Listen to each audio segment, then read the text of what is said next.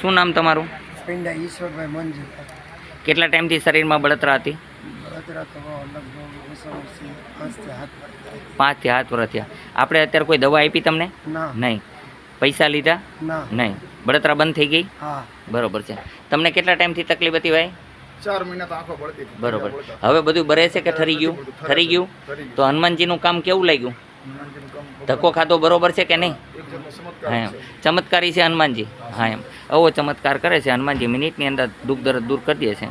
આ ચેતન હનુમાન છે. આદેશ આશ્રમ ચેતન હનુમાન. અહીંયા આવવા માટે આટકોટથી ગયણીથી થોરખાન રોડ ઉપર આદેશ આશ્રમ આવેલો છે. અહીંનો સમય છે સવારે 9 થી 12 અને સાંજે 4 થી 6.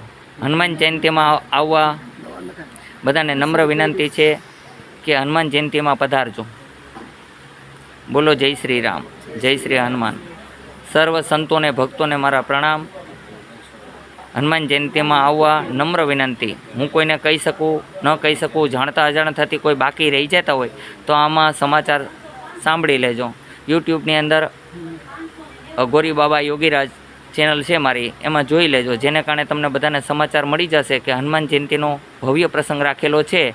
તો એવા જાગૃત ચેતન હનુમાનના મંદિરે આવવા બધાને નમ્ર વિનંતી. જય હનુમાન.